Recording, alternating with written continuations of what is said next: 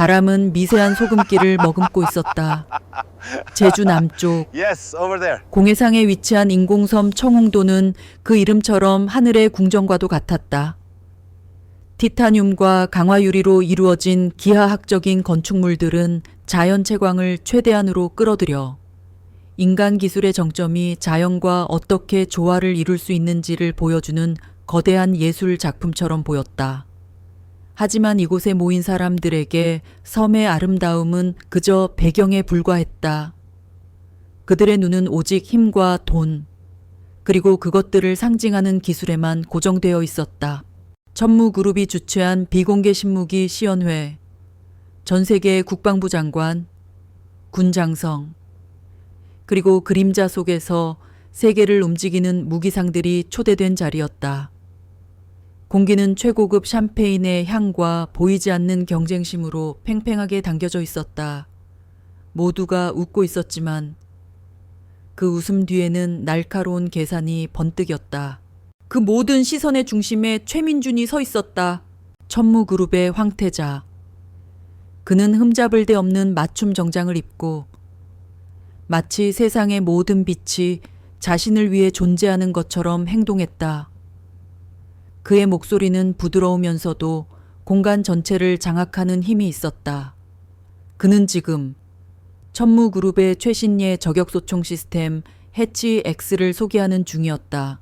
신사숙녀 여러분, 여러분께서 지금 보고 계신 것은 단순한 총이 아닙니다. 민주는 칠흑같이 검고 매끄러운 총신을 장갑 낀 손으로 부드럽게 쓰다듬었다. 그 모습은 마치 애인을 어루만지는 듯했다. 이것은 기술의 정수이자 현대전장의 규칙을 새로 쓸 게임 체인저입니다. 인공지능 조준 보정 시스템, 실시간 풍향 및 탄도 계산, 그리고 천무가 독자 개발한 특수 합금으로 제작된 총신 해치 X는 이후 500m 밖에 동전 크기 목표물도 정확히 관통할 수 있습니다. 이것은 무기가 아니라 신의 창입니다. 그의 말에는 한치의 의심도 없는 오만함이 배어 있었다. 참석자들 사이에서 감탄사가 터져 나왔다. 몇몇은 고개를 끄덕이며 옆 사람과 무언가 속삭였고 또 다른 몇몇은 탐욕스러운 눈으로 해치 X를 뜯어보고 있었다. 최민주는 그 반응을 즐겼다. 아버지, 최 회장이 자신을 이 자리에 보낸 이유를 그는 정확히 알고 있었다. 단순히 제품을 파는 것이 아니었다.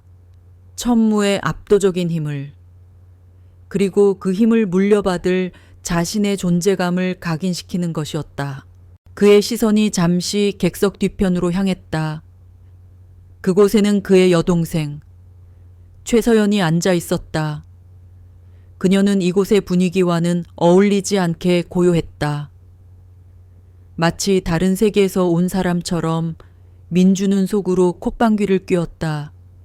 예술가 나부랭이 저런 중요한 자리에서 첼로나 껴안고 있는 게 한심했지만 아버지는 서연이 가문의 부드러운 이미지를 위해 필요하다고 했다.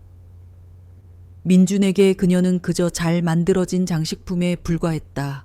같은 시각, 시연회장의 가장 구석진 곳, 수많은 케이블과 모니터가 번쩍이는 기술 지원 부스 안에는 또 다른 남자가 있었다.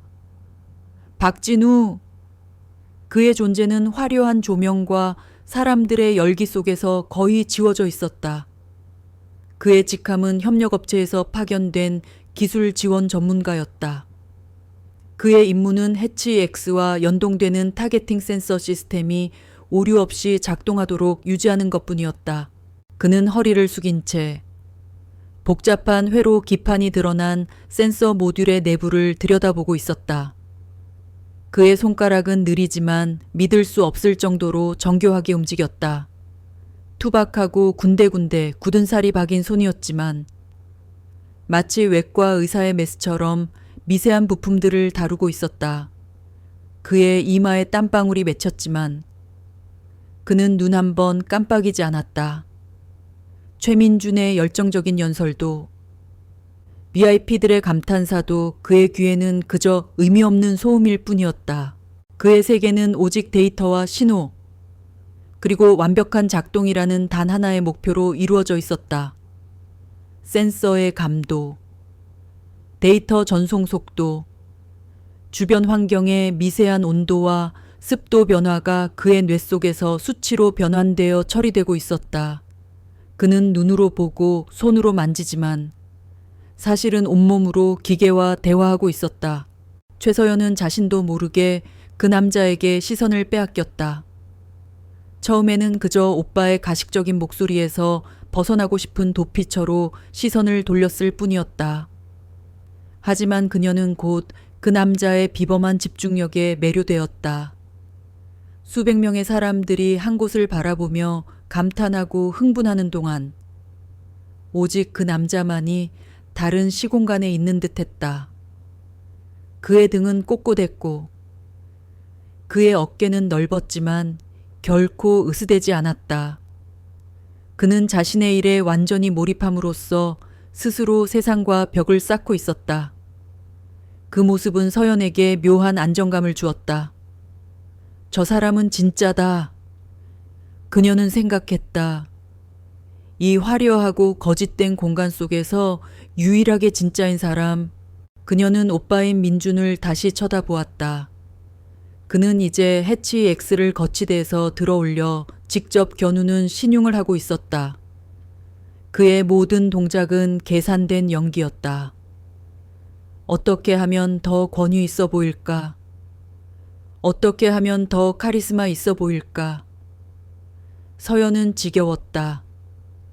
어릴 적부터 그녀는 오빠의 그런 면을 봐왔다. 그는 언제나 무대의 주인공이 되어야 했고 모든 것을 자신의 발 아래 두어야 직성이 풀리는 사람이었다. 그리고 아버지는 그런 오빠의 모습을 자랑스러워했다. 말로만 설명하는 것은 천무의 방식이 아닙니다. 최민준의 목소리가 다시 한번 장내에 울려 퍼졌다. 그는 교활한 미소를 지으며 말했다. 지금부터 제가 직접 해치 X의 위력을 증명해 보이겠습니다. 장내가 술렁였다. 재벌가의 후계자가 직접 총을 쏜다는 것은 흔한 일이 아니었다. 그것은 단순한 시연을 넘어선 자신감의 과시이자 강력한 퍼포먼스였다. 청웅도 동쪽 해상 이후 500m 지점. 작은 점처럼 보이던 표적이 대형 스크린에 확대되어 나타났다. 그것은 단순한 원형 표적이 아니었다. 불규칙한 패턴으로 비행하는 최신형 스텔스 드론이었다. 레이더 탐지를 회피하고 급격한 기동이 가능한 군용 정찰 드론.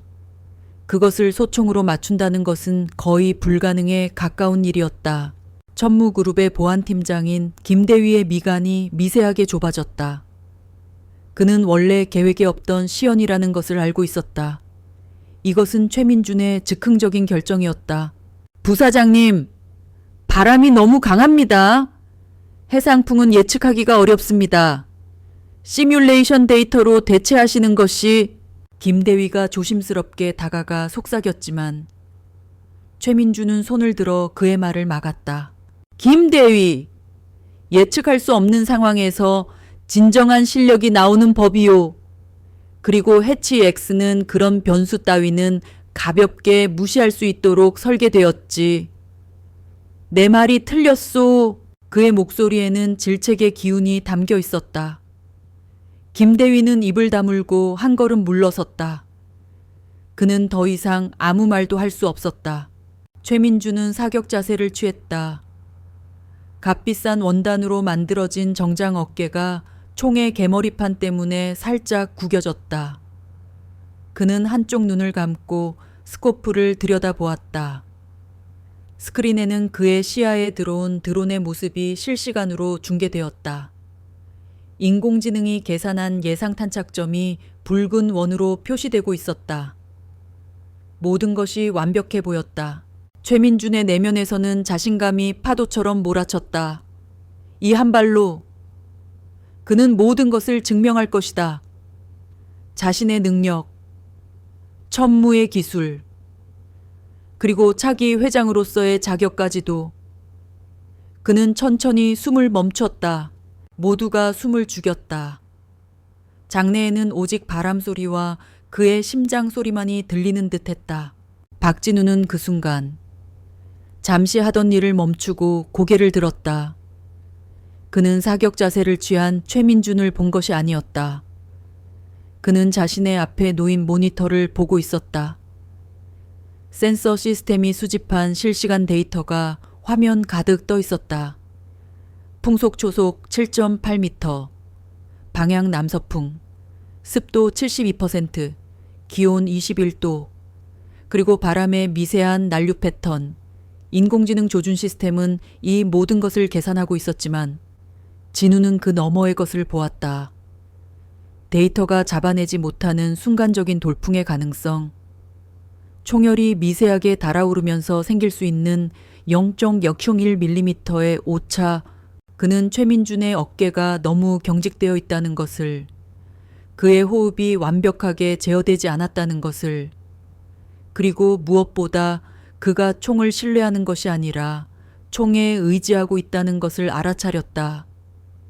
저렇게 쏴서는 안 된다. 진우는 속으로 생각했지만 그 생각은 표정으로 드러나지 않았다. 그는 다시 자신의 일에 집중하기 위해 고개를 숙였다. 결과는 이미 정해져 있었다. 탕! 고요를 깨는 날카로운 총성이 울려 퍼졌다. 총알은 눈에 보이지 않는 궤적을 그리며 허공을 갈랐다. 모든 사람의 시선이 대형 스크린에 고정되었다. 이어 5초의 짧지만 영원처럼 느껴지는 시간. 총알은 드론을 스치지도 못하고 허공으로 사라졌다. 스크린에는 여전히 유유히 비행하는 드론의 모습만이 남아 있었다. 정적이 흘렀다. 당황스러운 침묵. 최민준은 스코프에서 눈을 떼지 못한 채 굳어 있었다. 그가 헛기침을 하며 자세를 바로 했다. 바람이 생각보다 훨씬 거세군. 시스템이 최대 보정치를 사용했는데도 이 정도라니. 하지만 문제 없습니다. 이것이 바로 실전 데이터라는 것이죠. 그는 애써 태어난 척하며 두 번째 탄을 장전했다. 하지만 그의 손끝은 미세하게 떨리고 있었다. 첫 발의 실패는 그의 완벽한 시나리오에 생긴 균열이었다. 그는 그 균열을 서둘러 메워야만 했다. 땅! 두 번째 총성. 결과는 같았다. 이번에는 꽤 근접했지만 여전히 빗나갔다. 이제 장내의 분위기는 단순히 어색한 것을 넘어섰다. VIP들의 얼굴에서 감탄은 사라지고 의구심이 피어오르기 시작했다. 몇몇은 노골적으로 시계를 확인했다. 최민준의 얼굴이 붉게 달아올랐다. 오만함으로 가득 찼던 그의 눈에 당혹감과 분노가 서렸다. 이럴 리가 없었다.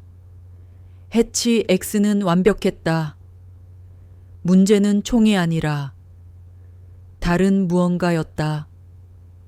바람, 습도, 아니면 그때 그의 눈의 구석에서 묵묵히 자신의 장비만 만지고 있는 박진우의 모습이 들어왔다. 그 무심한 평온함이 최민준의 신경을 건드렸다. 마치 모든 소동이 자신과는 아무 상관없다는 듯한 태도.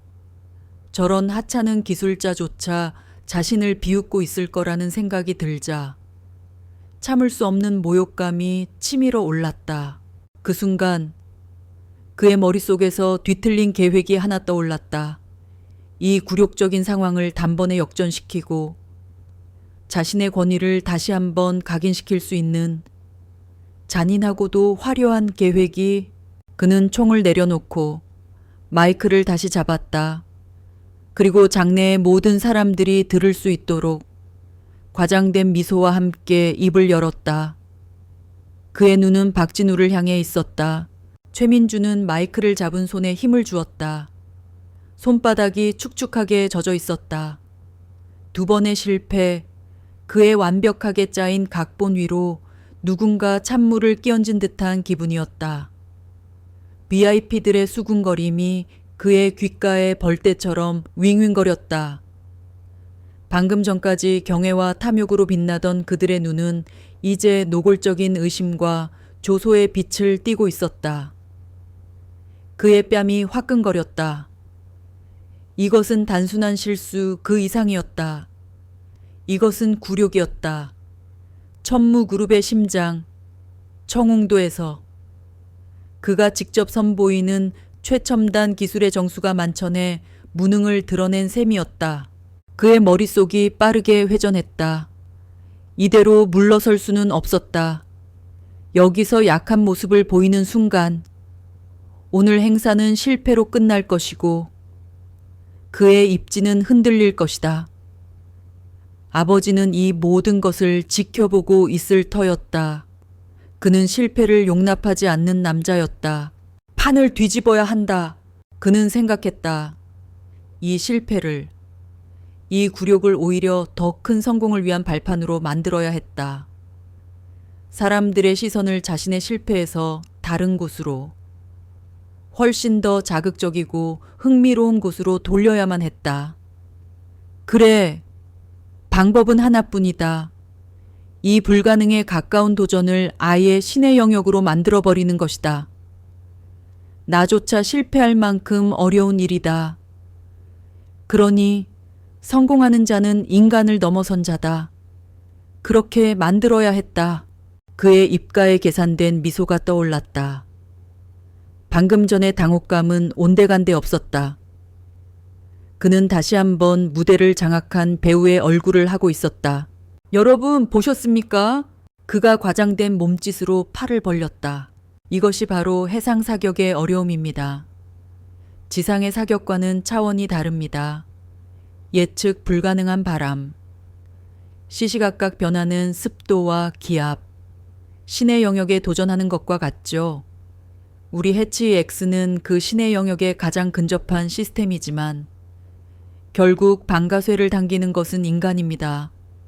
저는 오늘 제 인간적인 한계를 솔직하게 보여드렸습니다. 궤변이었지만 그의 당당한 태도에 장내의 분위기가 미묘하게 바뀌었다. 몇몇은 고개를 끄덕였다. 그래, 천무의 후계자가 실패할 정도면 보통 어려운 게 아니겠지. 최민주는 그 기회를 놓치지 않았다. 하지만 천무는 언제나 가능성을 믿습니다. 이 자리에 계신 분들 중 혹은 이 섬에 있는 그 누구라도 인간의 한계를 넘어설 수 있는 영웅이 존재할지도 모릅니다. 그는 잠시 말을 멈추고 관중을 둘러보았다. 모두의 시선이 그에게 집중되었다. 그래서 제가 재미있는 제안을 하나 하겠습니다. 그의 목소리는 이제 완전히 흥분에 찬 도박사의 그것이었다.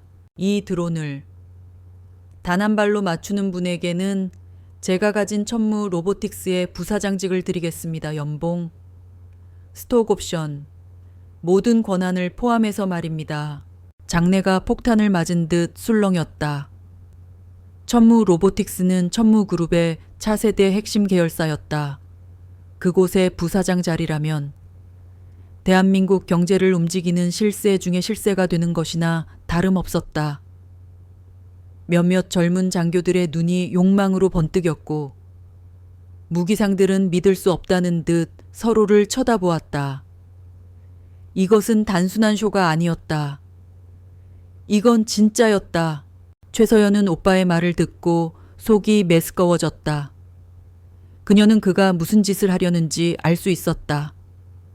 그는 자신의 실패를 덮기 위해 회사의 중요한 자리를 미끼로 던지고 있었다.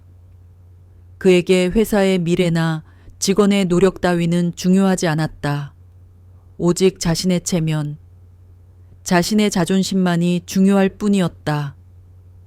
그녀는 손에 들고 있던 첼로의 활을 자신도 모르게 꽉 움켜쥐었다. 차가운 나무의 감촉이 그녀를 현실에 붙잡아 맸다. 최민주는 사람들의 반응에 만족하며 결정타를 날리기로 했다. 그는 무대 위에서 가장 아름다운 장식품, 그의 여동생을 향해 손을 뻗었다. 뿐만 아닙니다. 그의 목소리는 꿀처럼 달콤했지만 그 안에는 독이 숨겨져 있었다. 그런 엄청난 능력을 가진 분이라면 우리 최 씨 가문의 일원이 될 자격도 충분하겠지요. 만약 성공하는 분이 있다면 제 여동생 서연이와의 교제도 제가 주선하겠습니다. 그 말이 떨어지는 순간 최서연의 세상은 잠시 소리를 잃었다. 모든 시선이 그녀에게로 향했다. 동정, 호기심, 질투, 그리고 경멸. 그녀는 마치 발가벗겨진 채 경매대에 오른 기분이었다. 오빠는 그녀의 삶과 감정을 자신의 자존심을 세우기 위한 경품으로 전락시켰다. 그녀의 얼굴에서 핏기가 가셨다. 입술이 바싹 말랐지만 그녀는 아무 말도 할 수 없었다. 여기서 소리를 지르거나 반박하는 것은 가문의 얼굴에 먹칠을 하는 행위였고 그것은 아버지와의 정면 대결을 의미했다. 그녀는 그럴 용기가 없었다. 그녀는 그저 인형처럼 굳어 있을 수밖에 없었다. 몇몇 사람들이 웃음을 터뜨렸다. 그들은 그것을 재벌가의 호기로운 농담으로 받아들였다. 하지만 서연에게는 그것이 비수처럼 날아와 심장에 박혔다. 최민준의 시선은 이제 만족스럽게 장내를 훑었다. 완벽했다. 이제 아무도 그의 실패를 기억하지 못했다. 모두가 그의 통큰 제안과 파격적인 조건에 대해서만 이야기하고 있었다. 그는 판을 뒤집는 데 성공했다. 그리고 그의 계획의 마지막 단계를 위해 그의 시선은 마침내 무대 구석의 기술 지원부스로 향했다. 그곳에는 여전히 이 모든 소란과 아무 상관없다는 듯 자신의 일에만 몰두하고 있는 박진우가 있었다. 최민준의 눈에 경멸의 빛이 스쳤다. 저 초라한 기술자, 저 무감각하고 생기 없는 얼굴. 그는 이 드라마의 완벽한 희생양이자 감초였다. 거기 최민준이 손가락으로 박진우를 가리켰다.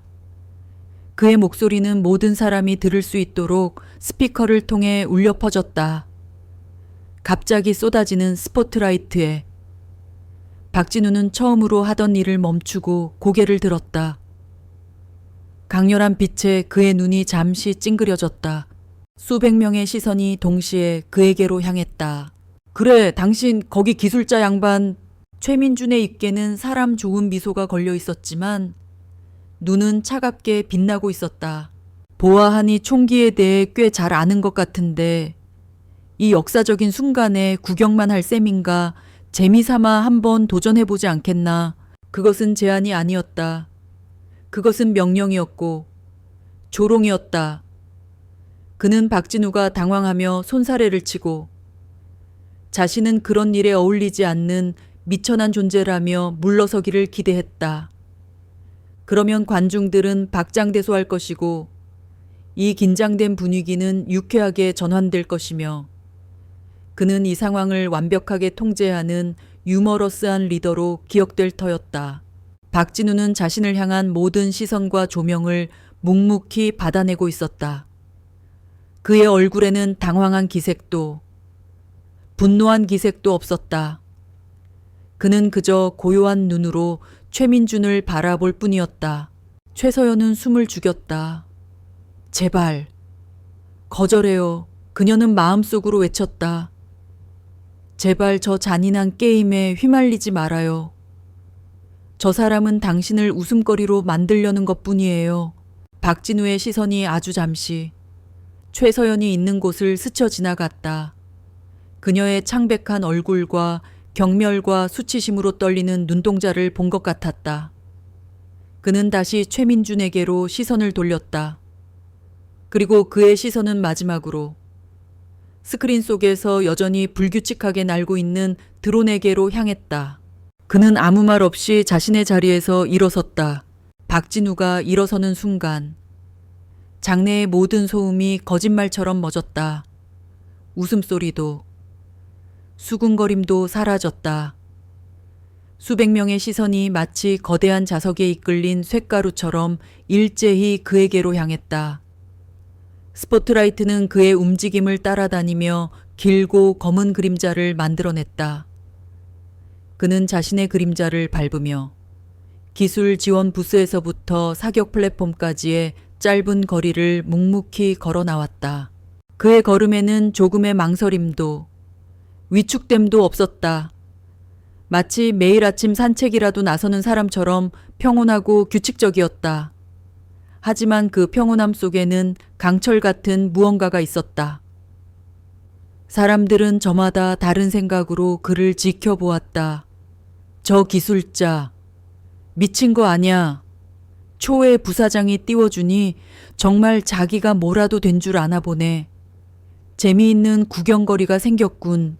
최민주는 의외라는 표정을 지었지만 그 표정은 곧 만족스러운 미소로 바뀌었다. 완벽한 그림이었다. 순박한 노동자가 재벌의 호의에 감격하여 자신의 분수도 모르고 무대에 오르는 모습. 이보다 더 좋은 흥행 카드는 없었다. 그는 박진우가 방가소에 한번 제대로 당겨보지 못하고 우스꽝스러운 모습으로 물러날 것이라 확신했다. 오, 용기가 가상하군. 최민주는 박수를 치며 그를 맞이했다. 좋소. 천무는 누구에게나 기회를 주는 기업이니까. 이름이 뭐지?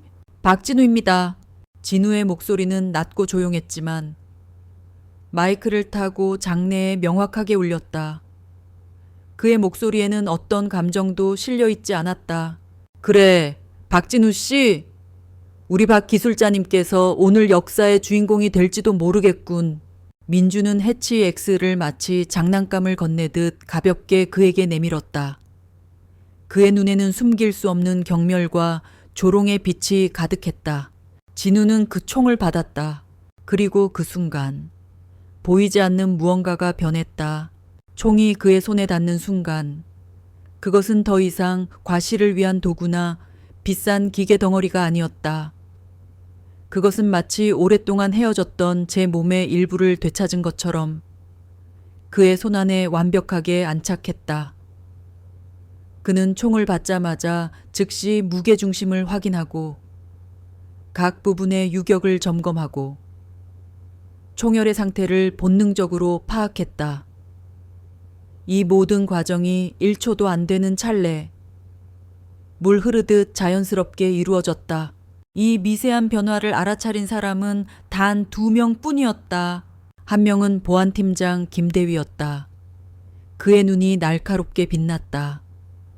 민간인 기술자가 총을 다루는 방식이 아니었다. 저것은 수만 번의 훈련을 통해 몸에 각인된 오직 직업 군인. 그 중에서도 최고의 전문가들에게서만 볼 수 있는 총기와의 일체감이었다. 김대위는 등줄기에 소름이 돋는 것을 느끼며 자신도 모르게 허리를 꼿꼿이 세웠다. 그는 즉시 귀에 꽂힌 무선 이어피스를 가볍게 눌러 나직하지만 단호한 목소리로 명령을 내렸다. 보안실 지금 즉시 협력업체 직원 박진우의 신원 조회를 실시한다. 군 경력을 포함해서 먼지 하나까지 전부 지금 당장. 또 다른 한 명은 최서연이었다. 그녀는 심장이 쿵 하고 내려앉는 것을 느꼈다. 방금 전까지 그를 향해 가졌던 불안감과 동정심은 사라지고 그 자리에 설명할 수 없는 경외감이 싹트고 있었다. 그녀는 첼로를 연주하는 사람으로서 악기와 연주자가 하나가 되는 순간을 알고 있었다. 지금 박진우라는 남자는 총과 하나가 되어 있었다. 그의 어깨에서 힘이 빠지고 그의 호흡은 깊고 일정해졌다. 무대 구석에 서 있던 평범한 기술자는 사라지고 그 자리에는 전혀 다른 종류의 인간이 서 있었다. 고도로 훈련받고 자신의 능력을 완벽하게 통제하는 고요하지만 치명적인 존재. 박진우는 최민준의 가식적인 미소에도 주변의 시선에도 아랑곳하지 않았다. 그의 세계에는 오직 자신과 총, 그리고 목표물만이 존재했다. 그는 왜 이 자리에 나섰는가를 생각했다. 그는 분쟁이나 소란을 피하고 싶었다.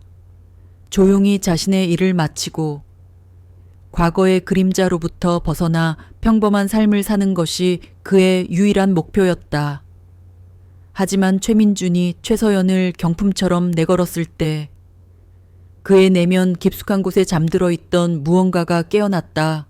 그것은 분노가 아니었다. 그것은 불균형에 대한 거부감이었다.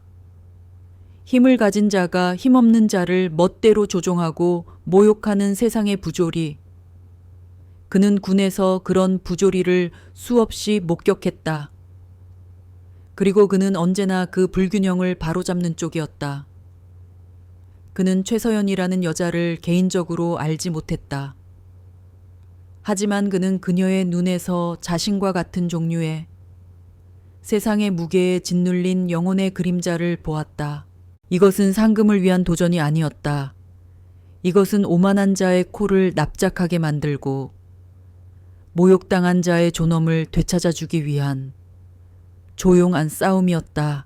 진우는 스코프를 들여다보지 않았다. 그는 먼저 맨눈으로 하늘과 바다를 바라보았다. 바람의 흐름을 뺨으로 느끼고 공기 중의 습도를 코로 들이마셨다. 그의 모든 감각이 하나의 거대한 센서가 되어 주변 환경 데이터를 수집했다. 뭘 꾸물거리는 거지? 최민준이 짜증 섞인 목소리로 말했다. 스코프에 달린 최첨단 컴퓨터가 다 계산해 줄 텐데 그냥 보고 쏘기만 하면 된다고? 진우는 대답하지 않았다. 그는 기계를 불신하는 것이 아니었다. 그는 기계의 한계를 알고 있을 뿐이었다. 기계는 데이터를 처리하지만 변수를 예측하지는 못한다. 진정한 전문가는 데이터와 직감, 경험을 모두 활용하는 법을 안다. 그는 스코프를 들여다보았다. 그리고 모두의 예상을 깨고 그는 총 500m 상공의 드론을 조준하지 않았다. 그의 조중형은 다른 곳으로 향했다. 시연 회장 우측. 약 2000m 떨어진 해상에 설치된 예비용 고정 표적이었다. 드론보다 500m나 가깝고 움직이지도 않는 훨씬 쉬운 목표물이었다. 뭐야! 최민준이 어이없다는 듯 웃었다. 저 친구 겁먹었나 보군. 어려운 건 시도도 못하고 쉬운 목표물을 노리잖아. 그래? 좋다. 뭐라도 하나 맞히면 체면은 서겠지. 관중석에서도 실망한 듯한 웃음소리가 터져 나왔다. 하지만 김대위와 최서연은 웃지 않았다. 그들은 알 수 있었다. 저것은 겁을 먹은 자의 행동이 아니었다. 저것은 0점 조정이었다. 처음 만져보는 총의 특성과 현재 환경의 변수를 가장 확실하게 파악하기 위한 극도로 신중하고 전문적인 절차. 그는 지금 이 총을 자신의 일부로 만드는 의식을 치르고 있었다. 진우는 숨을 들이마셨다. 그리고 천천히 절반만 내쉬었다. 그의 심장 박동이 느려지고 세상의 모든 소음이 멀어졌다. 그의 손가락이 부드럽게 방가쇠에 닿았다. 격발 순간의 미세한 반동까지 계산해 넣은 완벽한 자세였다. 사람들은 이제 그가 무엇을 하려는지 지켜보고 있었다. 조롱과 기대가 뒤섞인 침묵 속에서 평범한 기술자의 옷을 입은 남자가 조용히 총구를 들었다. 그의 눈은 더 이상 평범한 기술자의 눈이 아니었다. 그것은 오차를 허용하지 않는 기계의 눈이자 먹잇감을 포착한 맹수의 눈이었다. 최민준의 조롱 섞인 목소리가 스피커를 통해 울려 퍼졌지만 박진우의 세계에는 닿지 않았다. 그는 이미 외부와 차단된 자신만의 공간, 자신만의 시간 속에 존재했다. 사람들은 그가 조중영을 들여다보고 있다고 생각했지만 사실 그의 눈은 아무것도 보고 있지 않았다. 그는 눈을 감았다. 수년간 잊으려 노력했던 감각들이 파도처럼 밀려왔다. 화약 냄새, 차가운 강철의 감촉, 그리고 자신의 심장 박동 소리. 한때 그의 모든 것이었던 세상.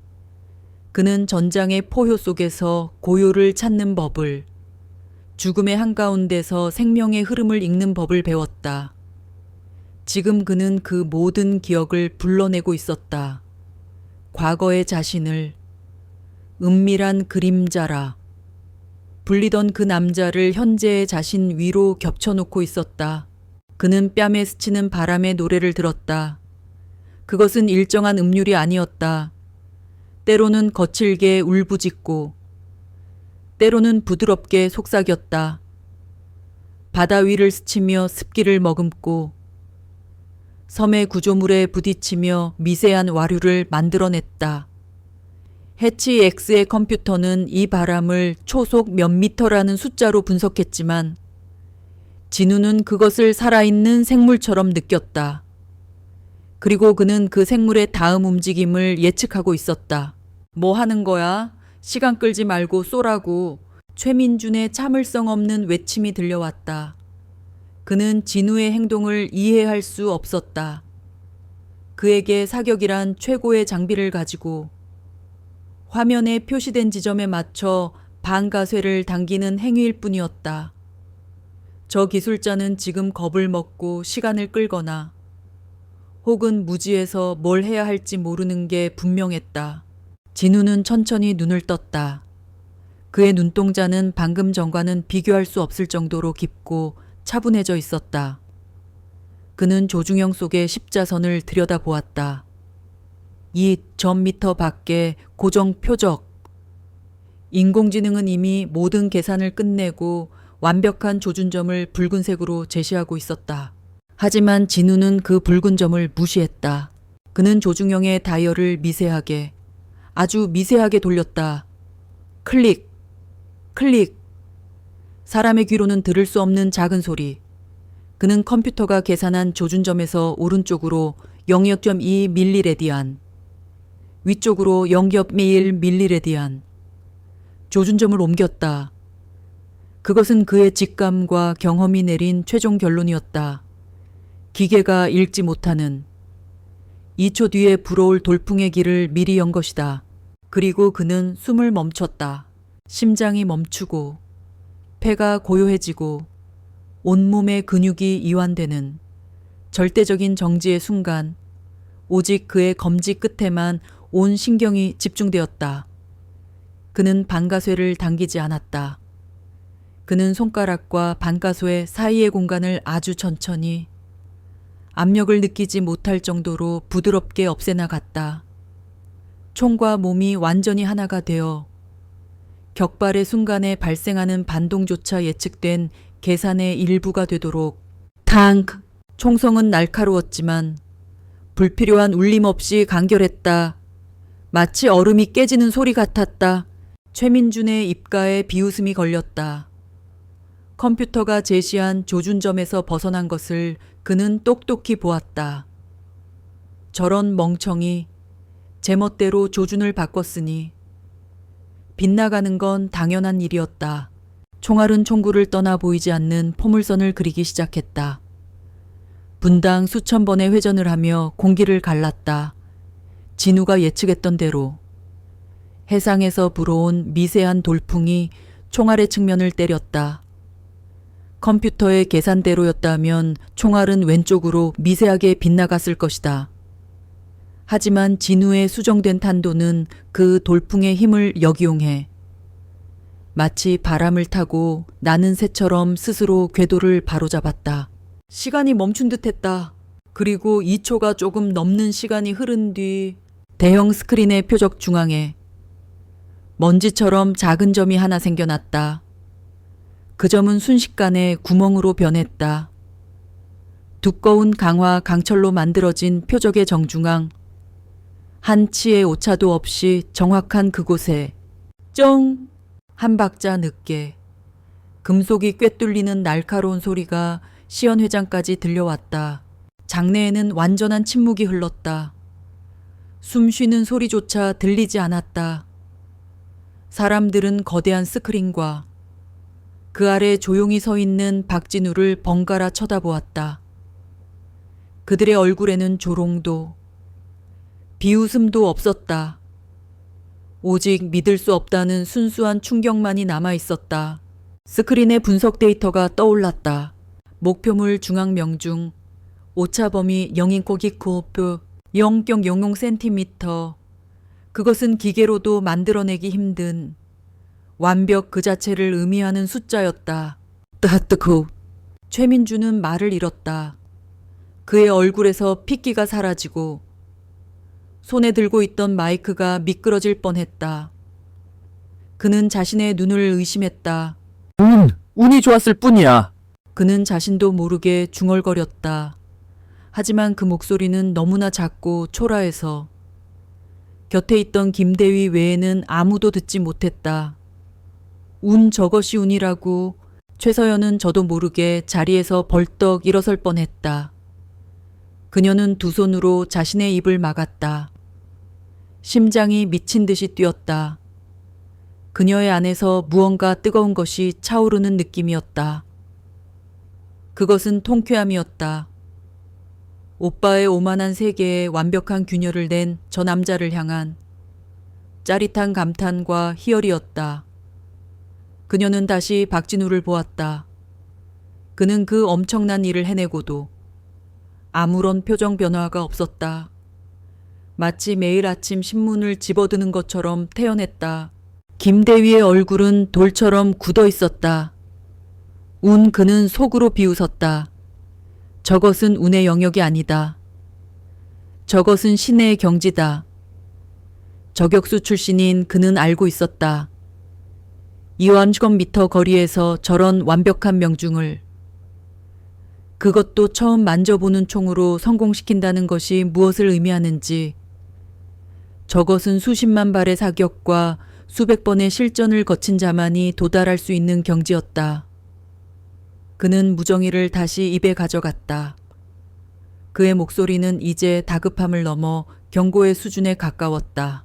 박진우 신원 조회. 어떻게 되어가나 당장 보고해 군기록. 특히 특수부대 기록을 교차 확인해 이건 명령이다 최우선 알파 등급. 박진우는 주변의 침묵이나 충격에 아랑곳하지 않았다. 그는 조용히 놀이쇠를 당겼다. 팅 하는 맑은 소리와 함께 뜨거운 탄피가 바닥으로 떨어졌다. 그는 탄피가 떨어지는 소리만으로도 탄약의 연소 상태가 완벽했다는 것을 알 수 있었다. 그는 방금 쏜 한 발의 사격으로 해치 X의 모든 특성을 파악했다. 총열의 미세한 뒤틀림, 반가쇠의 압력, 그리고 인공지능 시스템의 계산 오차 범위까지. 이제 이 총은 더 이상 낯선 무기가 아니었다. 그의 손과 눈의 연장선이었다. 그의 무표정한 침묵은 그 어떤 과시보다도 더 강력하게 장래를 압도했다.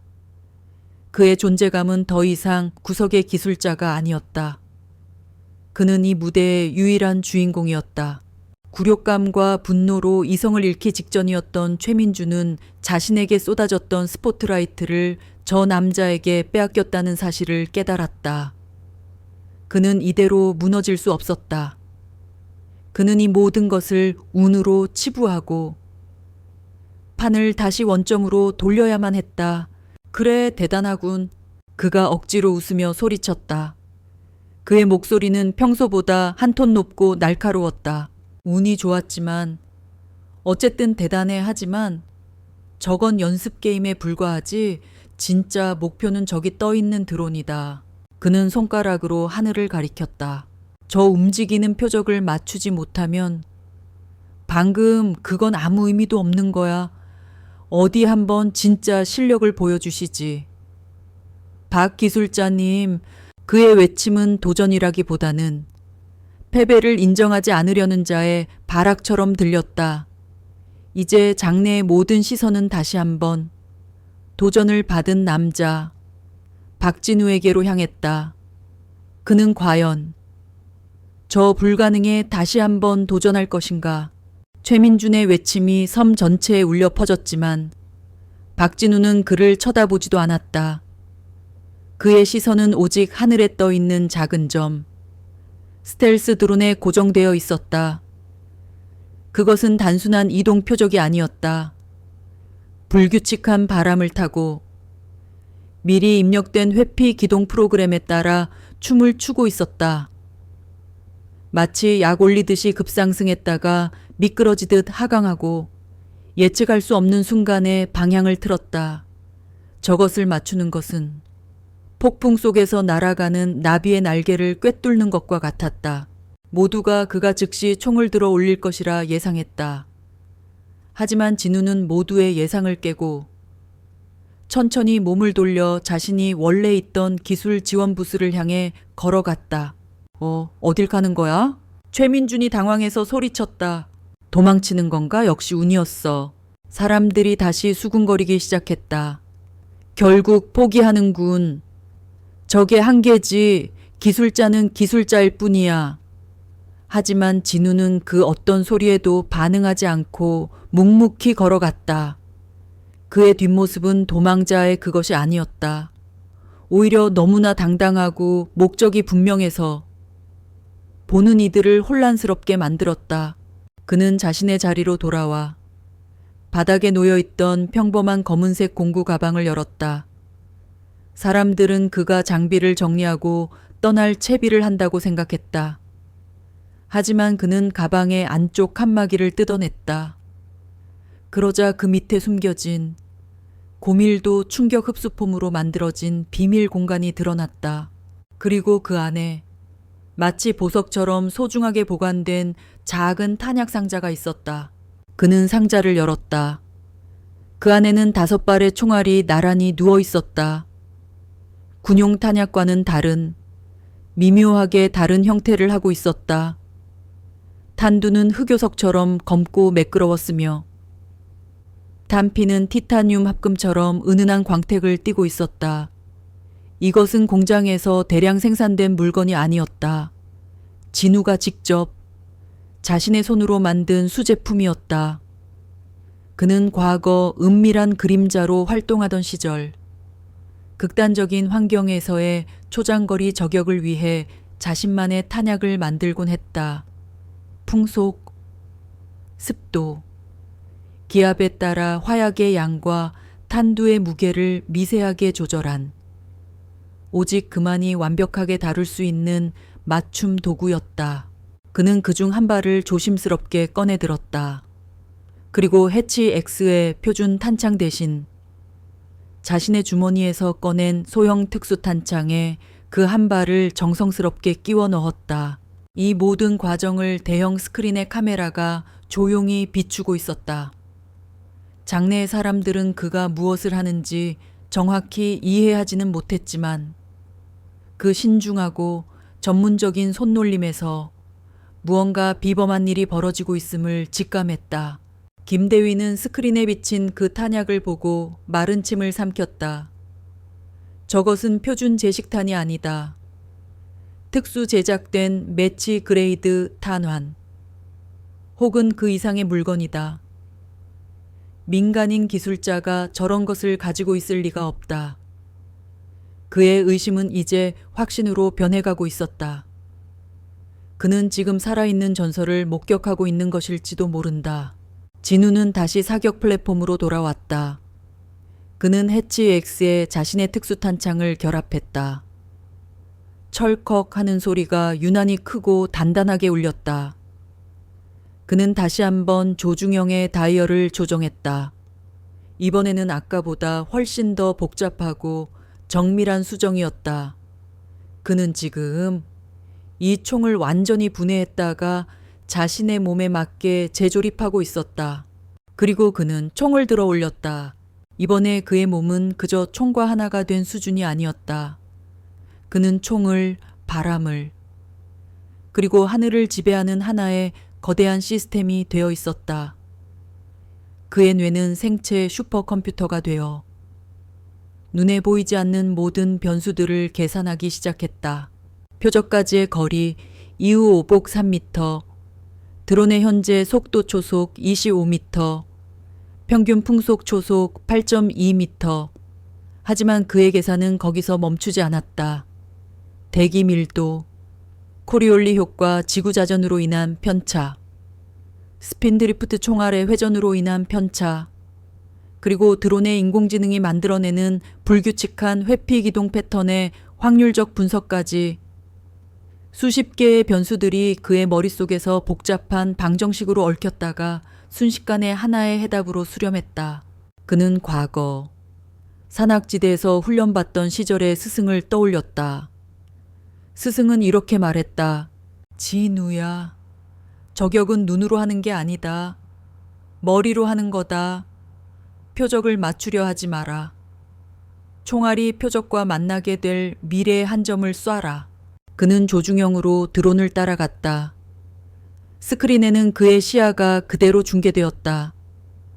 붉은 조준점이 미친 듯이 춤추는 드론을 끈질기게 따라붙었다. 하지만 그는 쏘지 않았다.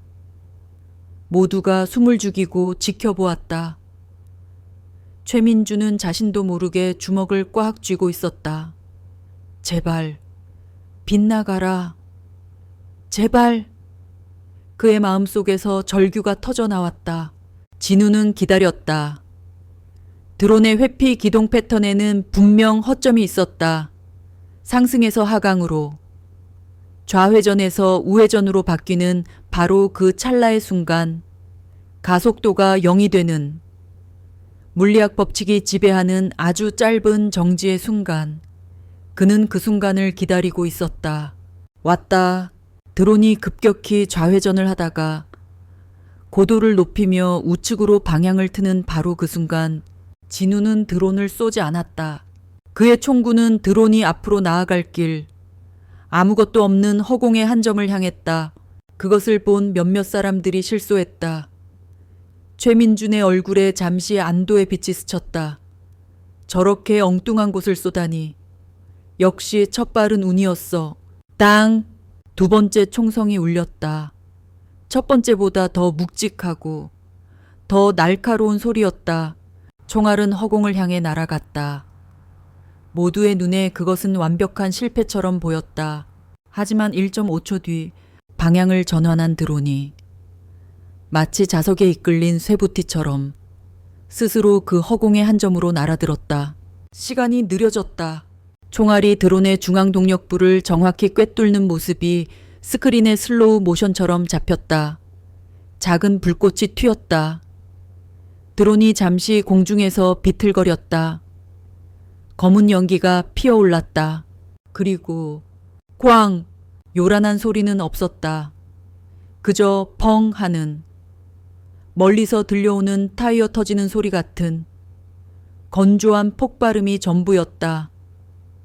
드론은 한 송이 검은 국화처럼 공중에서 터져나갔다. 파편들이 불꽃을 매달고 포물선을 그리며 바다를 향해 쏟아져 내렸다.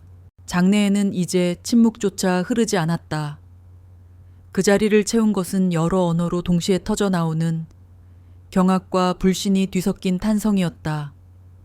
사람들은 모두 자리에서 일어나 믿을 수 없다는 표정으로 하늘과 스크린을 번갈아 가리켰다. 맙소사! 신지라레나이 신지라레나이! It's impossible!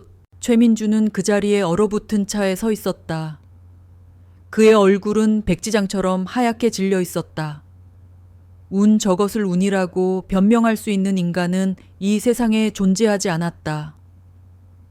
저것은 인간의 능력이 아니었다. 저것은 마술이거나 혹은 신의 기적이었다.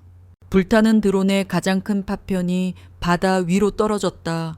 치익 하는 소리와 함께 하얀 수증기가 피어올랐다. 그리고 그것은 곧 깊고 푸른 바닷속으로 아무 일도 없었다는 듯이 사라졌다. 수면 위에는 잠시 파문이 일었다가 이내 잔잔해졌다. 마치 거대한 연극의 막이 내린 것처럼 불가능이 현실이 된 순간이었다. 폭발의 잔향이 사라진 뒤에도 사람들은 한동안 허공을 멍하니 바라보고 있었다. 방금 자신들의 눈앞에서 벌어진 일이 현실이라는 것을 뇌가 받아들이지 못하는 듯했다. 화약과 타버린 전자 부품 냄새가 바닷바람을 타고 희미하게 날아왔다. 그것은 방금 전의 기적이 꿈이 아니었음을 알려주는 유일한 증거였다. 이에 웃고 얼어붙었던 장내는 거대한 용광로처럼 들끓기 시작했다. 여러 나라의 언어로 된 감탄사와 질문들이 한꺼번에 터져 나왔다.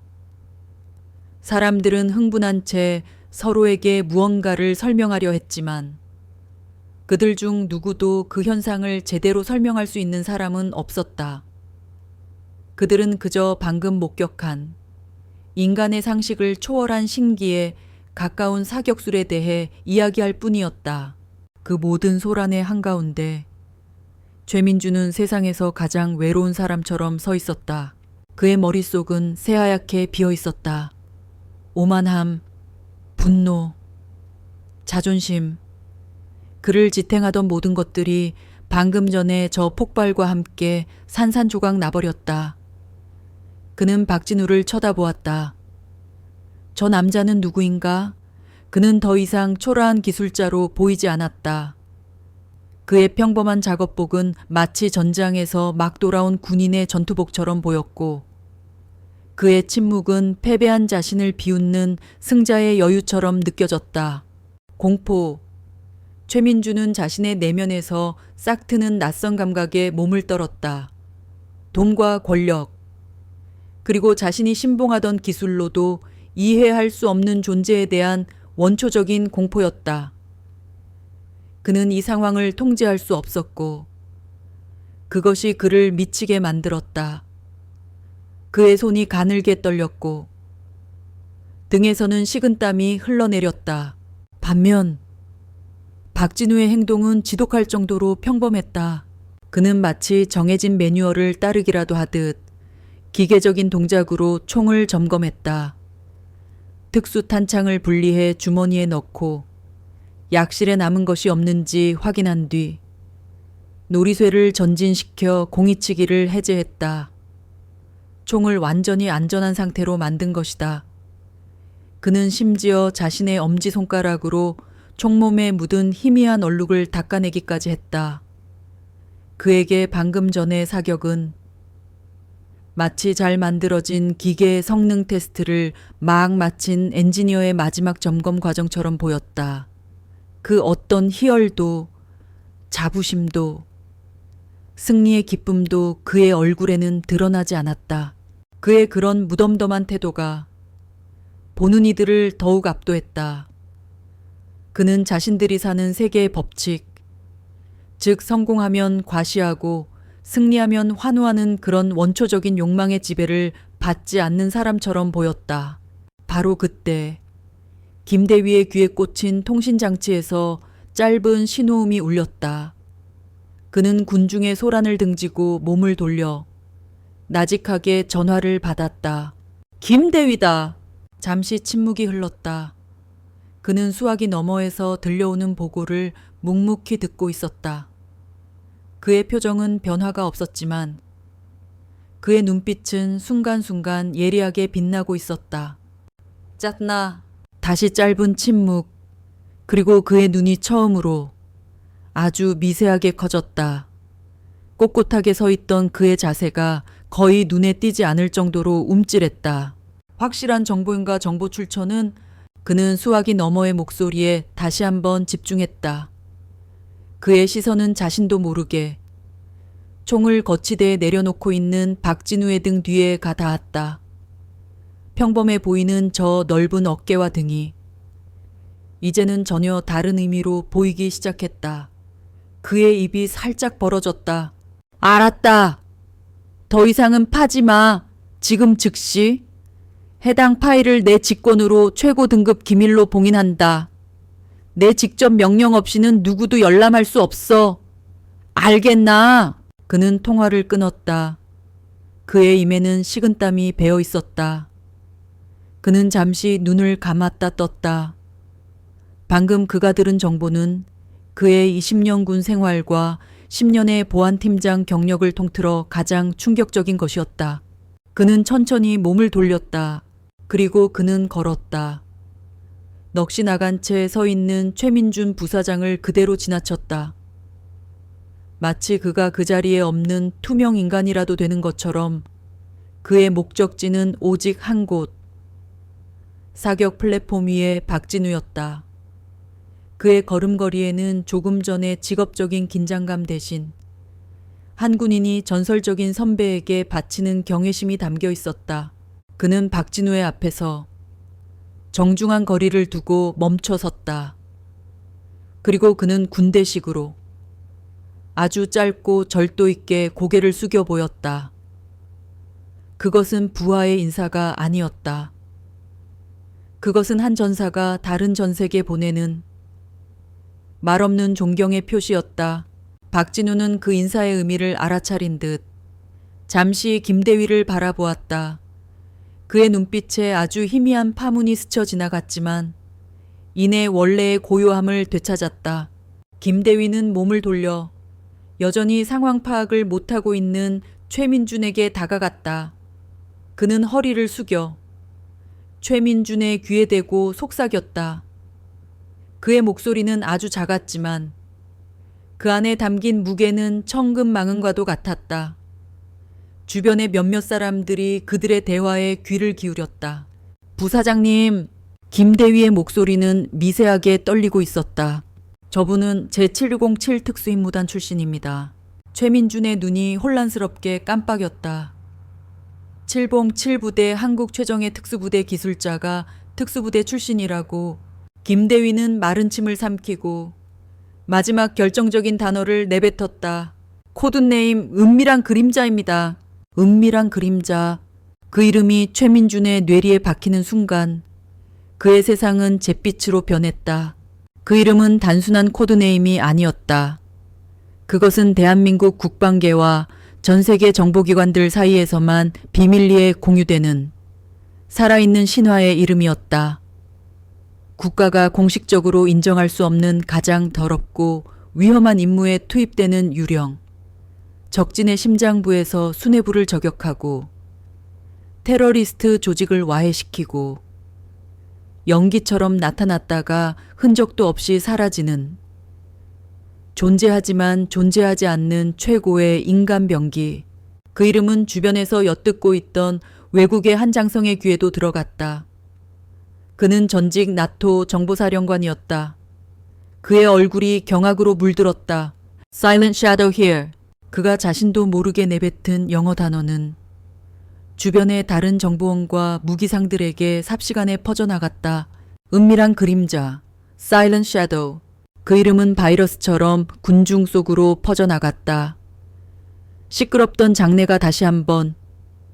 하지만 이번에는 전혀 다른 종류의 침묵에 휩싸였다. 그것은 충격과 놀라움을 넘어선 경외와 공포가 뒤섞인 침묵이었다. 사람들은 다시 박진우를 쳐다보았다. 이제 그는 더 이상 신기한 사격수를 가진 기술자로 보이지 않았다. 그는 해치 X 소총보다 수백 배는 더 위험하고 치명적인 살아있는 무기 그 자체로 보였다. 사람들은 자신들이 방금 전까지 저런 전설적인 존재를 앞에 두고 조롱하고 비웃었다는 사실에 등골이 서늘해졌다. 최민준은 다리가 풀려 주저앉을 뻔했다. 자신이 무슨 짓을 한 것인지 이제야 깨달았다. 그는 잠자는 용의 코털을 건드린 것이 아니었다. 그는 용의 입안에 머리를 집어넣고 신나게 노래를 부른 셈이었다.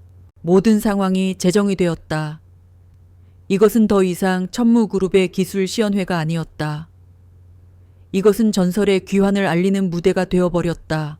그 모든 혼란의 중심에서 박진우는 아까 첫 발을 쏘고 바닥에 떨어졌던 탄피 하나를 조용히 주워들었다.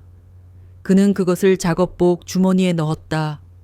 마치 기념품이라도 챙기는 듯한 너무나도 일상적인 그 행동에 사람들은 오히려 더 큰 위압감을 느꼈다.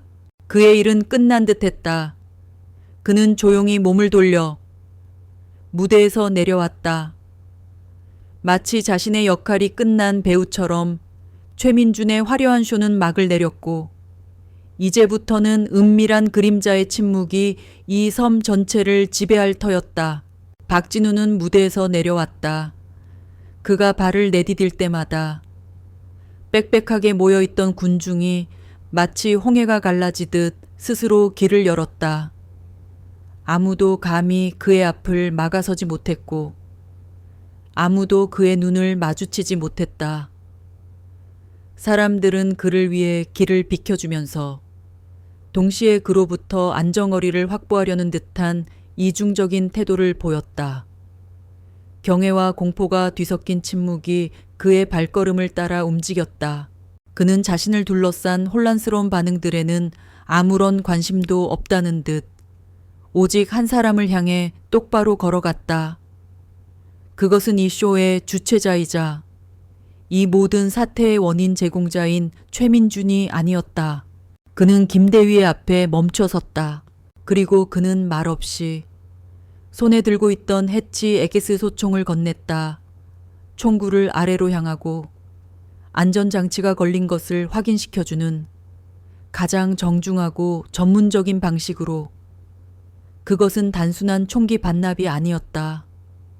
그것은 한 명의 프로가 다른 프로에게 보내는 무언의 메시지였다.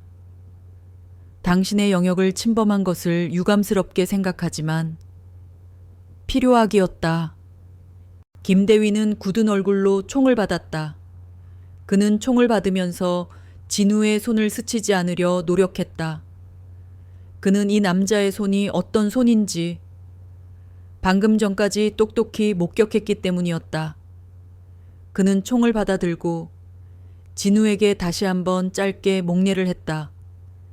이번에는 존경에 더해 미안함의 감정이 섞여 있었다. 자신의 주군이 저지른 무례를 대신 사과하는 듯한 총을 넘겨준 진우는 비로소 몸을 돌려 얼어붙은 채 서 있는 최민준을 마주했다.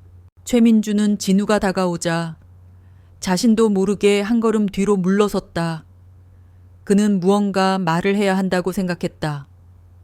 자신의 권위를 되찾을 말, 이 상황을 다시 통제할 수 있을 강력한 한마디를 해야 했다. 내 놈, 정체가 뭐냐? 라고 소리치거나 감히 날 상대로 쇼를 해! 라고 윽박질러야 했다.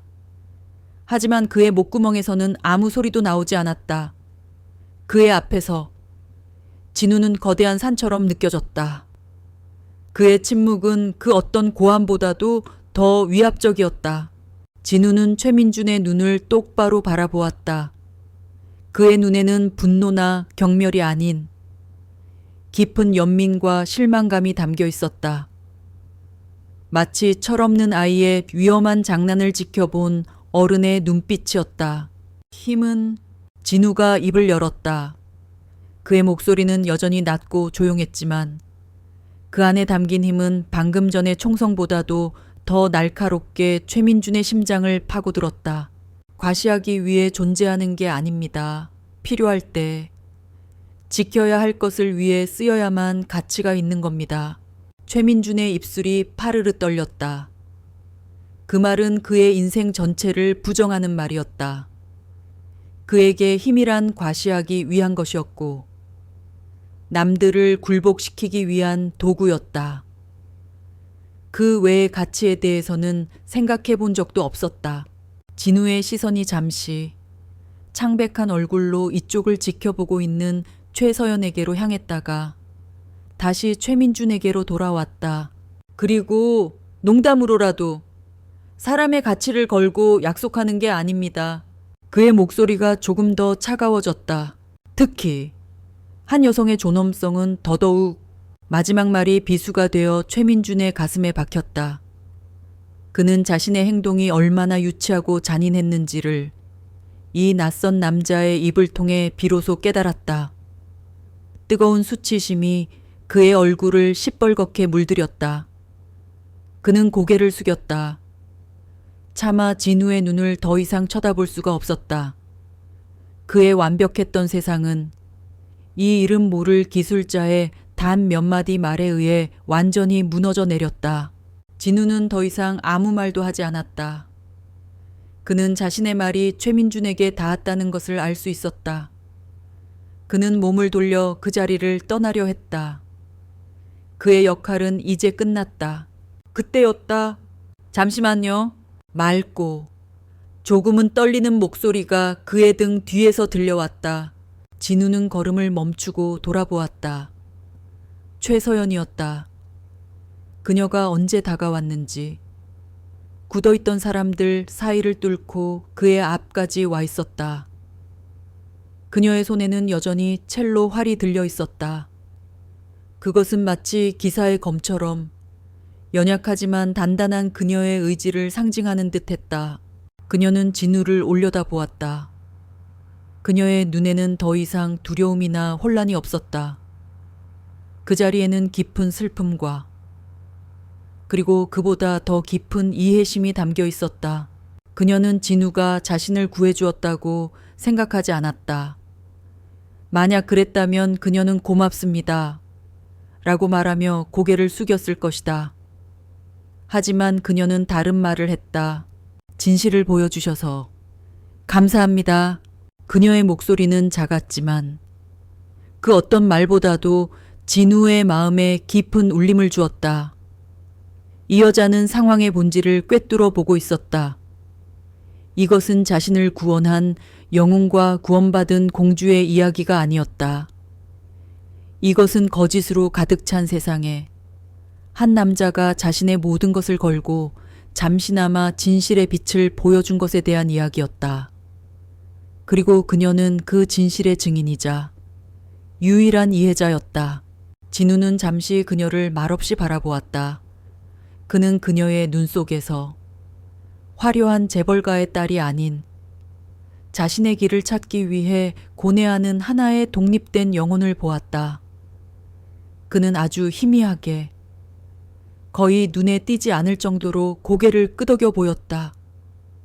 그것은 그가 그녀의 말에 동의한다는 그리고 그녀를 이해한다는 무언의 대답이었다. 그 순간 두 사람 사이에는 다른 누구도 끼어들 수 없는 짧지만 깊은 유대감이 형성되었다. 바로 그들의 교감이 이루어지던 찰나 김대위의 통신장치가 다시 한번 이번에는 훨씬 더 다급한 신호음과 함께 울렸다. 그는 급히 통신을 연결했다. 그의 얼굴이 순식간에 아까보다 몇 배는 더 굳어졌다. 그의 등이 반사적으로 꼿꼿하게 펴졌다. 예, 회장님. 예. 알겠습니다. 즉시 모시겠습니다. 통화를 끄는 김대위는 진우와 서연 사이에 미묘한 기류를 깨뜨려야 한다는 사실에 난처한 표정을 지었다. 그는 진우에게 다가가 아까와는 비교도 할 수 없을 정도로 정중한 태도로 허리를 숙였다. 박진우 선생님, 회장님께서 뵙기를 원하십니다. 회장님, 최민중과 최서연의 아버지, 천무그룹을 맨손으로 일군 살아있는 신화, 최강의 권력자이자 이 섬에 보이지 않는 왕, 그가 직접 이 무명의 기술자를 호출한 것이었다. 김대위는 덧붙였다. 본관 빌라에서 지금 즉시 말입니다. 그것은 정중한 요청의 형태를 띤 거부할 수 없는 명령이었다. 공개적인 망신 주기는 끝났다. 이제부터는 보이지 않는 곳에서 훨씬 더 위험하고 복잡한 싸움이 시작될 터였다. 진우는 자신을 부르는 미지의 권력자와 걱정스러운 눈으로 자신을 바라보는 서연을 차례로 쳐다보았다. 그의 얼굴은 여전히 그 속을 알 수 없는 깊은 호수처럼 고요했다. 본관 빌라로 향하는 길은 짧았지만 박진우에게는 영원처럼 느껴졌다. 그는 김대위가 운전하는 전동카트의 조수석에 앉아 소리 없이 스쳐 지나가는 풍경을 바라보았다. 정웅도는 완벽하게 설계된 요새이자 낙원이었다. 희귀한 수목들이 정교하게 배치되어 있었고 그 사이로는 최첨단 센서와 은폐된 카메라들이 번뜩였다. 아름다움과 살기가 공존하는 섬, 진우는 이곳이 자신과 같은 부류의 인간들을 위해 만들어진 공간이라는 것을 알 수 있었다. 밖으로는 평화를 연기하지만 안으로는 언제나 전쟁을 준비하는 자들. 최서연은 조금 떨어진 뒤에서 다른 카트를 타고 그들을 따랐다. 그녀의 마음은 복잡했다. 그녀는 진우가 걱정되었다. 그녀의 아버지는 최민준과는 다른 종류의 사람이었다. 오빠가 포효하는 사자라면 아버지는 소리 없이 먹잇감의 숨통을 끊는 늙은 호랑이였다. 아버지는 저 남자, 박진우를 가만두지 않을 것이다. 어떻게든 자신의 통제해 두려 하거나 그것이 불가능하다면 부러뜨려 버릴지도 모른다. 그녀는 자신이 할 수 있는 일이 아무것도 없다는 무력감에 입술을 깨물었다. 빌라는 섬의 가장 높은 곳에 자리 잡고 있었다. 거대한 유리와 현무암으로 지어진 건물은 마치 오래전부터 그곳에 있었던 자연의 일부처럼 보였다. 하지만 그 안으로 들어서는 순간 압도적인 권위와 부의 무게가 어깨를 짓눌렀다. 내부는 극도로 절제된 미니멀리즘으로 꾸며져 있었지만 벽에 걸린 그림 한 점, 구석에 놓인 도자기 하나가 작은 미술관의 가치를 넘어서는 것들이었다. 거실 중앙, 통유리창 너머로 섬의 정형이 내려다 보이는 자리에 한 남자가 앉아 있었다. 천무그룹의 총수, 최건영 회장이었다. 그는 60대 중반의 나이에도 불구하고 흐트러짐 없는 자세를 유지하고 있었다. 그의 눈은 모든 것을 꿰뚫어 보는 듯한 깊고 차가운 빛을 띠고 있었다. 최민주는 아버지의 등 뒤에 마치 죄인처럼 고개를 숙인 채 서 있었다. 그의 얼굴에서는 오만함의 흔적을 찾아볼 수 없었다. 오직 두려움과 수치심만이 남아 있었다. 안께 최건영 회장의 목소리는 낮고 조용했지만 거역할 수 없는 힘이 실려 있었다. 진우는 그가 가리키는 맞은편 소파에 조용히 앉았다. 최서연도 조심스럽게 다가와 그의 옆자리에 앉았다. 그녀는 지금 자신이 그의 곁에 있어 주어야만 한다는 강한 책임감을 느꼈다. 잠시 침묵이 흘렀다. 최 회장은 아무 말 없이 진우를 관찰했다. 마치 희귀한 동물을 감정하듯 머리부터 발끝까지 훑어보았다. 진우는 그 시선을 피하지 않고 묵묵히 받아냈다. 자네 덕분에 오늘 내 아들이 아주 비싼 수업을 받았더군. 최 회장이 마침내 입을 열었다. 그의 말투는 책망하는 것 같기도 하고 비꼬는 것 같기도 한 미묘한 것이었다. 수업료가 너무 과했던 것 같습니다. 진우가 담담하게 대답했다. 그의 대답에 최 회장의 눈이 가늘어졌다. 보통 사람이라면 이 자리에서 벌벌 떨며 용서를 구걸했을 것이다. 하지만 이 남자는 조금도 위축되지 않았다. 곧이어 하인들이 저녁 식사를 차려왔다. 왕에게 진상에도 손색이 없을 최고급 요리들이었지만 식탁에 앉은 그 누구도 음식 맛을 제대로 느낄 수 없었다. 공기는 보이지 않는 칼날처럼 날카로웠다. 실력을 봤네. 최 회장이 나이프질을 하며 말했다. 내 평생 수많은 전문가들을 만나봤지만 자네 같은 사람은 처음이야. 그 재능을 일개 기술자로 썩히기엔 너무 아깝지 않은가? 이것이 본론의 시작이었다. 저는 제 직업에 만족합니다. 겸손은 좋지만 과하면 위선으로 보일 수 있다네. 내가 자네에게 자리를 하나 주지. 천무그룹의 글로벌 보안 전략팀. 자네가 팀장이 되는 걸세. 연봉은 자네가 부르는 대로 맞춰주지. 어떤가? 그것은 거부할 수 없는 제안이었다. 대한민국 최고의 기업에서 막강한 권한을 가진 자리를 그것도 회장이 직접 제안하는 것이었다. 최민주는 고개를 더욱 숙였다. 그것은 자신이 그토록 원했지만 아직 얻지 못한 자리이기도 했다. 과분한 제안이십니다. 하지만 사양하겠습니다. 진우의 대답은 단호했다. 최 회장의 나이프질이 잠시 멈췄다. 그의 얼굴에 처음으로 당혹감이 스쳤다. 그는 돈과 권력으로 움직이지 않는 인간을 이해할 수 없었다. 이유를 물어도 되겠나? 저는 더 이상 누군가를 해치는 일을 하고 싶지 않습니다. 보안은 지키는 일이지 해치는 일이 아니네. 경계가 모호할 때가 많습니다. 회장님, 진우의 대답에 최 회장은 할 말을 잃었다. 두 사람 사이에 팽팽한 긴장감이 흘렀다. 최 회장은 이 남자를 자신의 방식대로 길들일 수 없다는 것을 깨달았다. 그는 다루기 힘든 야생마와도 같았다. 그때 침묵을 깨고 최서연이 조심스럽게 입을 열었다. 그녀는 아버지를 향해 말하는 것이 아니었다. 그녀는 진우를 향해 진심으로 궁금하다는 듯이 물었다. 왜? 그녀의 목소리는 작았지만 그 자리에 있는 모두의 시선을 집중시켰다. 왜 그런 길을 택하신 건가요? 그런 엄청난 능력을 가지고도 무엇을 피해서 혹은 무엇을 찾아서 여기까지 오신 건가요? 그것은 회유도 신문도 아니었다. 그것은 한 인간이 다른 인간에게 건네는 순수한 영혼의 질문이었다. 진우의 굳게 닫혔던 마음의 빗장이 그 질문에 아주 조금 틈을 보였다. 그는 오랫동안 침묵했다. 그리고 그는 자신의 과거를 단 한 번도 누구에게도 꺼내놓지 않았던 그 핏빛 상처를 이야기하기 시작했다. 중앙아프리카의 작은 나라였습니다. 그의 목소리는 아득한 과거를 더듬는 순례자의 그것처럼 낮게 가라앉아 있었다. 내전으로 피폐해진 곳이었죠. 저희 팀의 임무는 민간인들을 학살하는 악명 높은 반군 지도자를 제거하는 것이었습니다. 그는 자신의 파트너이자 관측수였던 후배 이상회대에 이야기했다.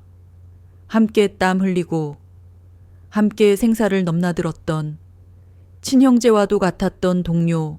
정보는 완벽해 보였습니다. 하지만 그건 함정이었습니다. 저희가 도착했을 때 그곳은 텅 비어 있었고 수백 명의 적들이 저희를 기다리고 있었습니다. 그는 그날의 총격 전 빗발치는 총알 속에서 어떻게 살아남았는지를 담담하게 묘사했다. 그리고 마지막 순간 자신을 향해 날아오는 유탄을 후배 이상호가 몸을 던져 막아냈다는 사실을 그 녀석은 제 품에서 죽었습니다. 마지막까지 임무를 완수해서 다행이라고 말하더군요. 진우의 목소리는 떨리지 않았다. 하지만 그의 눈은 깊은 슬픔의 강에 잠겨 있었다. 임무는 성공했습니다. 반군 지도자는 결국 다른 팀에 의해 사살되었고 저희는 훈장을 받았습니다. 모두가 저를 영웅이라고 불렀습니다. 하지만 저는 제가 영웅인지 아니면 동료를 죽음으로 내몬 살인자인지 알 수 없었습니다. 그는 빈 접시를 바라보며 말을 이었다.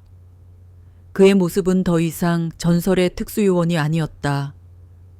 깊은 죄책감과 상실감에 시달리는 한 평범한 인간의 모습이었다. 저는 평생을 무언가를 파괴하는 훈련만 받았습니다. 목표물을 제거하고 건물을 무너뜨리고 적의 방어선을 뚫는 법을 배웠죠. 우리는 파괴에는 아주 능숙했습니다. 하지만 단 한 번도 무언가를 만들어 본 적은 없었습니다. 그의 시선이 창밖의 아름다운 정원을 향했다. 그날 이후로 결심했습니다. 더 이상 총을 들지 않겠다고. 파괴하는 삶이 아니라 무언가를 만들어내는 삶을 살고 싶다고. 아주 작고 보잘것없는 집이라도 좋습니다. 누군가에게 비바람을 막아줄 수 있는 그런 것을 짓는 사람이 되고 싶었습니다. 그의 고백이 끝나자 식당에는 무거운 침묵이 내려앉았다. 최건영 회장은 아무 말도 하지 않았다. 그는 그저 복잡한 눈으로 진우를 바라보고 있었다. 그는 진우의 고통을 이해하지는 못했지만 자신이 돈이나 권력으로는 결코 가질 수 없는 한 인간의 신념의 무게를 느끼고 있었다. 최민주는 고개를 들었다. 그는 처음으로 자신과 전혀 다른 세상의 가치를 가진 남자를 보았다. 승리가 아닌 상실로, 성공이 아닌 의미를 통해 자신을 증명하는 남자. 그의 마음 속에서 뜨거운 부끄러움과 함께 아주 작은 존경심의 싹이 트고 있었다. 그리고 최서연은 그녀의 눈에 눈물이 고여 있었다. 그것은 동정의 눈물이 아니었다. 그것은 깊은 공감의 눈물이었다. 그녀 역시 파괴적인 세상 속에서 무언가 아름다운 것을 창조하고 싶다는 갈망을 안고 살아왔기 때문이었다. 그녀는 마침내 처음 보았을 때부터 느꼈던 저 고요한 남자에게서 흘러나오던 깊은 슬픔의 정체를 이해할 수 있었다. 식사는 그렇게 끝났다. 권력자의 저녁 식사는 한 남자의 진솔한 고백 앞에서 초라한 독백이 되어버렸다. 진우는 더 이상 신문의 대상이 아니었다. 그는 자신의 영혼을 드러냄으로써 이 방에서 가장 강력한 권력을 가진 사람이 되어 있었다. 그날 저녁 식사 이후 청웅도의 공기는 미묘하게 변했다. 섬을 방문했던 VIP들은 예정대로 모두 떠났지만 그들이 남기고 간 이야기는 섬의 직원들 사이에서 전설처럼 퍼져나갔다. 평범한 기술자로 위장한 최정의 특수요원, 은밀한 그림자에 대한 이야기였다. 사람들은 이제 박진우를 대할 때마다 자신도 모르게 목소리를 낮추고 허리를 숙였다. 그는 섬의 새로운 유령이 되었다. 모두가 그의 존재를 알지만 누구도 감히 그에게 먼저 말을 걸지 못했다. 하지만 정작 박진우 자신은 아무것도 변하지 않았다. 그는 계약의 마지막 날까지 여전히 묵묵하게 자신의 작업복을 입고 기술 지원 부스에서 맡은 바 임무를 수행했다. 그는 시스템의 마지막 로그 파일을 점검하고 다음 인수인계자를 위한 상세한 보고서를 작성했다. 그의 태도는 너무나 평온하고 일상적이어서 며칠 전 섬 전체를 뒤흔들었던 그 엄청난 사건이 정말 그가 벌인 일인지 의심스러울 정도였다. 그의 그런 변함없는 모습이 오히려 그를 더욱 불가해하고 경외로운 존재로 만들었다. 진정으로 변한 것은 최 씨 가문의 남매였다. 최민주는 그날 이후로 마치 다른 사람이 된 것 같았다. 그는 예정되어 있던 화려한 파티를 모두 취소했다. 늘 거느리고 다니던 비서와 수행원들도 물리고 혼자 있는 시간이 많아졌다. 그는 종종 박진우가 일하는 기술 지원 부스 근처를 서성였다. 그는 말을 걸지 않았다. 그저 멀리서 박진우가 복잡한 기계들을 다루는 모습을 조용히 지켜볼 뿐이었다. 그는 박진우의 손을 보았다. 굳은 살이 박인 투박한 손. 하지만 그 손이 만들어내는 결과물은 그 어떤 예술가의 작품보다도 정교하고 완벽했다. 그는 깨닫기 시작했다. 진정한 힘이란 화려한 언변이나 높은 직위에서 나오는 것이 아니라 저렇게 묵묵히 자신의 일을 완벽하게 해내는 능력 그 자체라는 것을 그는 처음으로 자신의 삶을 돌아보았다. 아버지의 후광, 전무라는 이름값, 그것들을 걷어내고 나면 자신에게는 과연 무엇이 남는가? 그의 내면에서 단단했던 오만의 껍질이 부서지고 그 안에서 혼란스러운 맨살이 드러나고 있었다. 최서연 역시 변했다. 그녀는 더 이상 슬픈 눈으로 세상을 관망하지 않았다. 그녀는 행동하기 시작했다. 그녀는 며칠 동안 쉬는 시간이 되면 커피나 시원한 음료를 들고 기술 지원 부스를 찾아갔다. 처음에는 직원들이 모두 당황했지만 그녀의 목적이 오직 박진우에게 있다는 것을 알고는 조용히 자리를 비켜주었다. 그녀는 그에게 복잡한 것을 묻지 않았다.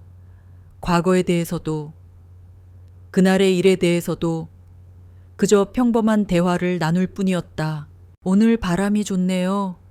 네, 항해하기 좋은 바람입니다. 이 섬의 건물들은 참 아름다워요. 직선적이지만 차갑지 않아요. 빛을 잘 활용했기 때문입니다. 건축에서 빛은 콘크리트만큼이나 중요한 재료죠. 그들의 대화는 짧고 단순했지만 그 안에는 깊은 교감이 흘렀다. 그녀는 그의 대화 속에서 그가 단순한 군인이 아니라 깊은 지성과 감성을 가진 사람이라는 것을 알 수 있었다. 그는 건축과 역사, 심지어 고전 음악에 대해서도 해박했다. 그녀는 그와 대화를 나눌 때면 자신이 재벌가의 딸이라는 사실을 잊고 그저 음악을 사랑하는 한 명의 인간, 최서연이 될 수 있었다. 진우 역시 그녀와의 시간이 편안했다. 그녀는 그에게서 은밀한 그림자의 모습을 보려 하지 않았다. 그녀는 그저 박진우라는 한 남자를 알아가려 노력했다. 그녀의 맑은 눈을 보고 있으면 피로 얼룩진 과거의 기억들이 잠시나마 희미해지는 듯했다. 그리고 마침내 계약의 마지막 날이 밝았다. 하늘에는 옅은 구름이 끼어 있었다. 진우는 모든 장비를 정리하고 인수인계 보고서를 제출했다. 그의 짐은 올 때와 마찬가지로 낡은 더플백 하나가 전부였다. 그는 섬을 떠나기 위해 북쪽에 위치한 헬리포트로 향했다. 요란한 환송식 같은 것은 당연히 없었다.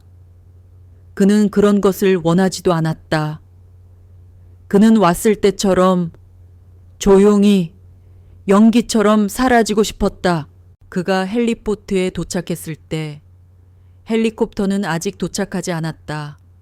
바다를 등지고 서서 그는 주머니에서 그날 주었던 탄피를 꺼내 만지작거렸다. 어쩌면 이것이 자신의 과거와의 마지막 연결고리가 될지도 모른다고 생각했다. 그때 그의 등 뒤에서 익숙한 발소리가 들려왔다. 두 사람이었다. 그가 돌아보자 그곳에는 최서연과 최민준이 서 있었다. 진우는 조금 놀랐지만 내색하지는 않았다.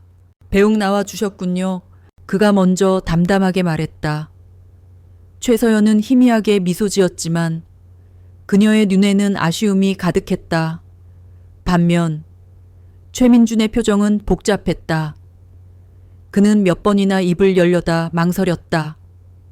그의 평생 누군가에게 사과를 해본 경험이 거의 없었기 때문이었다. 마침내 그는 결심한 듯 한 걸음 앞으로 나섰다. 그리고 그는 모두의 예상을 뛰어넘는 행동을 했다. 그는 진우의 앞에서 90도로 허리를 깊이 숙였다. 천무그룹의 황태자가 일가의 기술자 앞에서 그것은 상상조차 할 수 없는 일이었다. 그날 고개를 숙인 채 그가 힘겹게 입을 열었다. 제가 틀렸습니다. 그의 목소리는 작았지만 그 안에 담긴 진심은 그 어떤 고함보다도 무거웠다. 그리고 가르쳐 주셔서 감사합니다. 그는 그 말만 남기고 더 이상 아무 말도 하지 않은 채 허리를 폈다. 그의 얼굴은 여전히 붉었지만 그것은 더 이상 수치심 때문이 아니었다. 그것은 자신의 잘못을 인정하고 진심을 전한 자만이 가질 수 있는 낯선 종류의 해방감 때문이었다. 진우는 잠시 그를 바라보다가 짧게 고개를 끄덕였다. 그것으로 충분했다. 더 이상의 말은 필요 없었다. 최민준이 한 걸음 물러서자 이번에는 최서연이 다가왔다.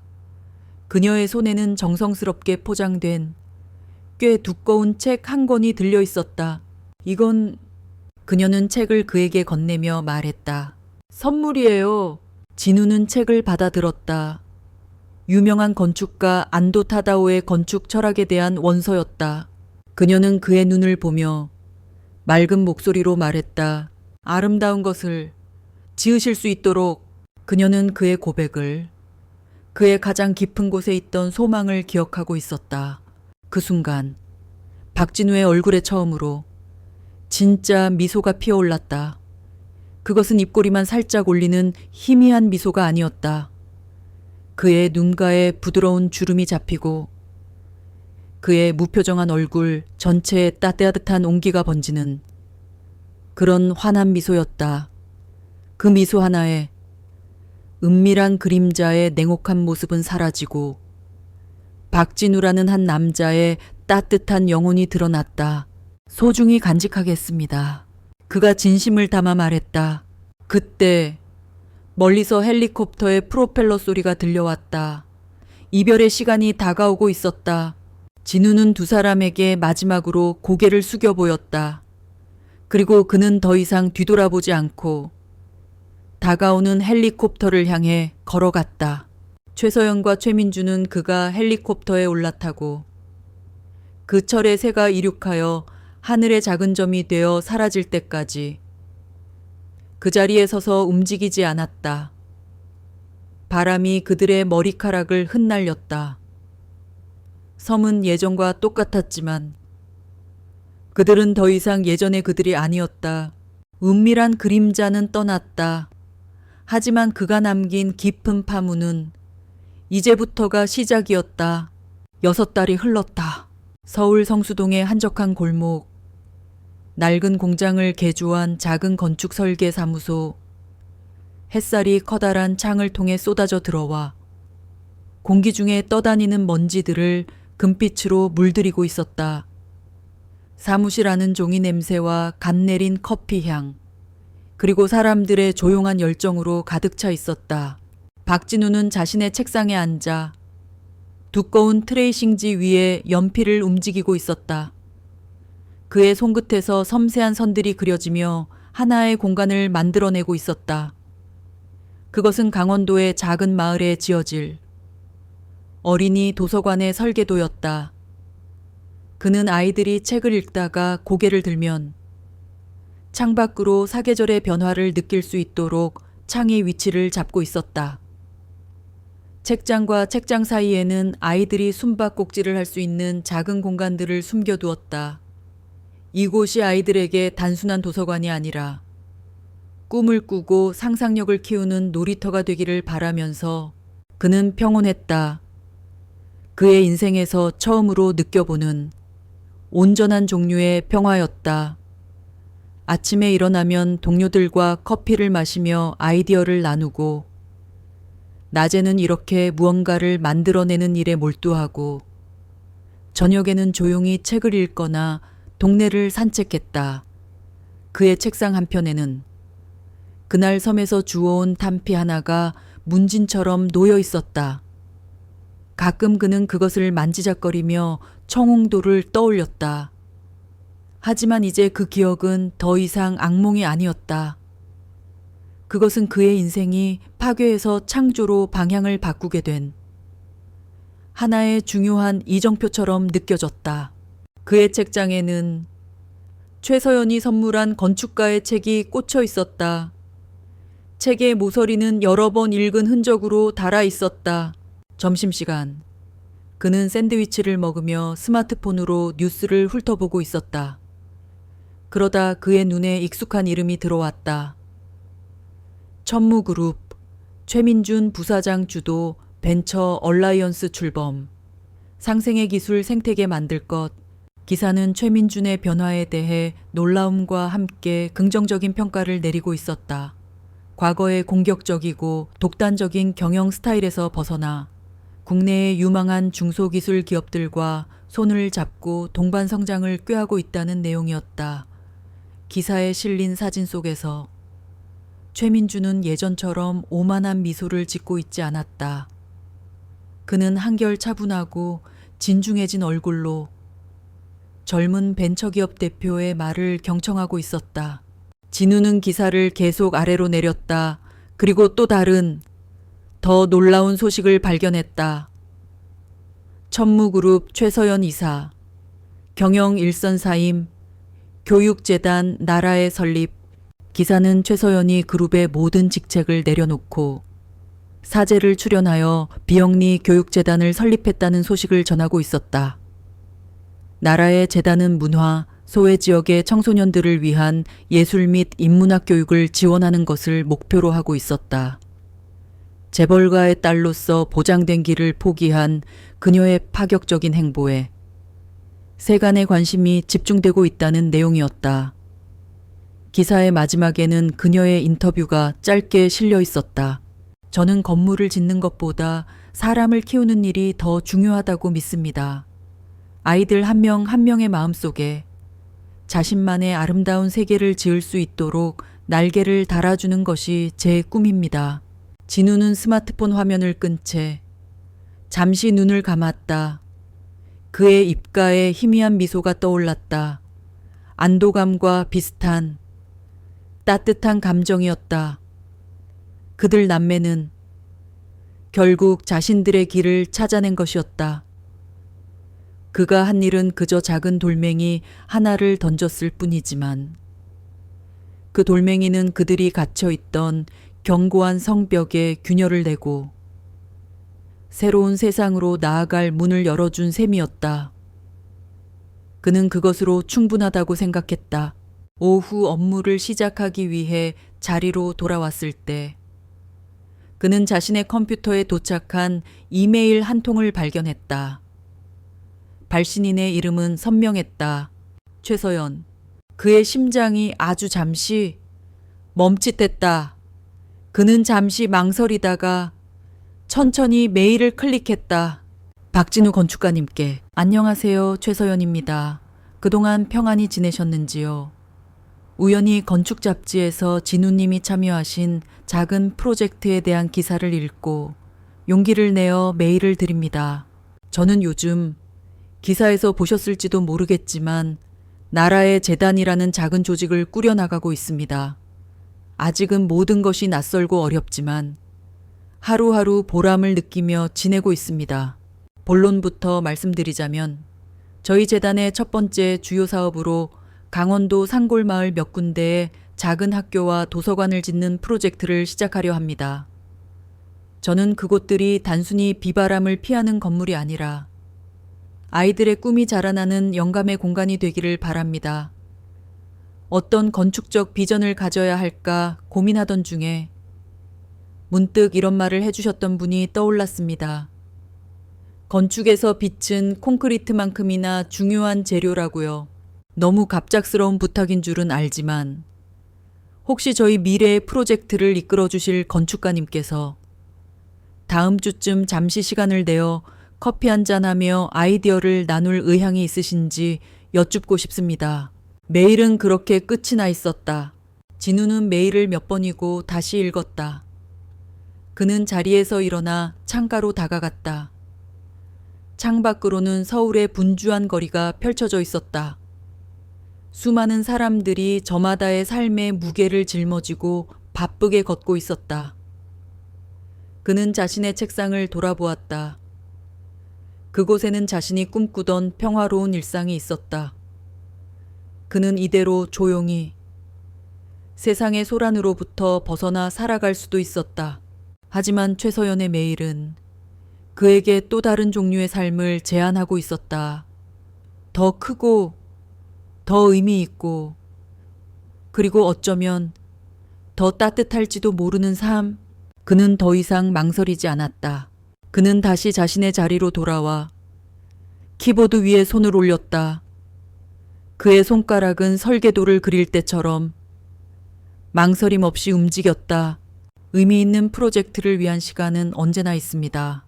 언제가 좁으십니까? 그는 전송 버튼을 눌렀다.